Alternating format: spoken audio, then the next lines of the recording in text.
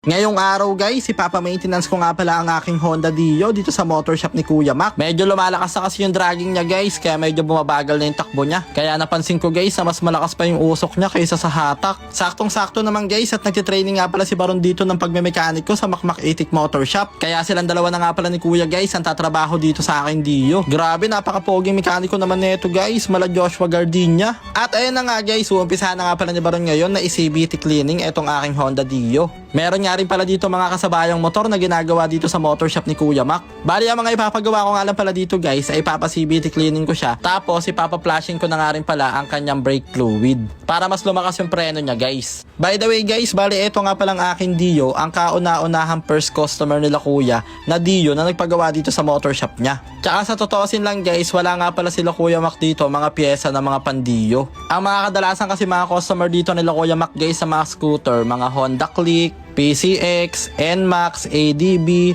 marami pa guys, mga Mio, Mio Sporty, Mio Salty, mga Hanabishi Raider 150 Fi, at marami pang iba. Pag nagpa-CVT cleaning nga kayo dito guys, tignan nyo naman yung quality, grabe, sobrang solid.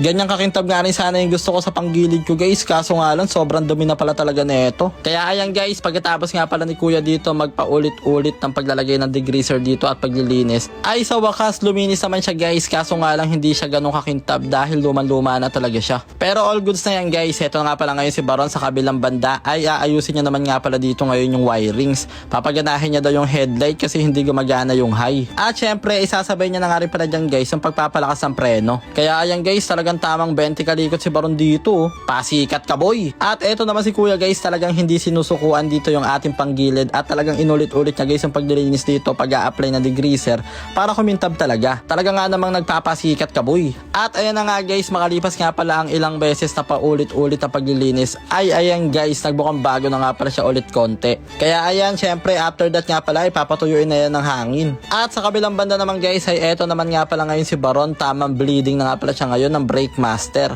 Ginagawa nga pala yan guys para daw matanggal yung mga hangin sa loob. Syempre para lumakas yung preno. At eto nga pala guys ang advice sa akin ni Kuya na palitan ko na daw to dahil mukhang hindi na daw to tatagal. Kaso nga lang guys, wala nga pala si Kuya Mac available na mga gantong pyesa dito sa shop niya, kaya order na lang ako. Tsaka bala ko nga rin pala guys, napalitan ko na nga rin pala yung buong panggilid na to para talagang mas maging safe siya. Tsaka sabi nga rin pala ni Kuya Mac guys, kailangan na daw ibaba yung makina nito dahil may tama na daw yung sigunyal niya. Magpapa-maintenance lang sana, napagastos pa. Pero okay lang yan guys, ganyan talaga kasi nabili ko lang naman to ng second hands. Kaya at the end of the day, ay pwede talaga siya magkaroon ng sira. Pero sa ngayon guys, dahil pamalengke ko nga lang pala to, ay pwede pa naman daw pala tong pagtiyagaan. Kaya siguro papagawa ko na lang to guys paglaki ko. At tignan nyo naman nga pala guys, itong ating crankcase cover, grabe kumintab na siya guys dahil sinalang na nga pala yan sa ultrasonic. At syempre, pinaglalagyan nga pala muna yan ng grasa bago ikabit ulit. At maya nga lang guys, ay all goods na nga rin pala ang headlight na itong aking Dio. Nagawa na nga rin pala siya ni Baron. Andito nga rin pala si Plantito Mer guys, tamang OT dito. Grabe, napakasipag talaga ni Plantito Mer guys. Sa mga hindi nga pala nakaalam guys, eto nga pala ang sideline ni Plantito Mer pag wala kaming camping. Doble kayod kasi yan si Plantito Mer guys para meron siyang pambili ng pataba sa halaman. Baka Plantito Mer yan. At ayan na nga guys, dahil all goods na nga pala ulit ngayon ang aking Dio, ay talaga nga namang fresh na siya ngayon. Sa wakas, bibilis na siya ngayon guys. Bibilis na maubos yung gasolina. Kaya pa-maintenance na rin kayo ng mga motor nyo dito sa motor shop ni Kuya Mac guys. Search nyo lang sa Google Map, Macmac Itik Motor Shop. At dahil nasayang na naman nga pala namin 3 minutes ang buhay nyo, kaya hanggang dito na lang muna. Maraming salamat sa panonood guys. I love you all. Mwah!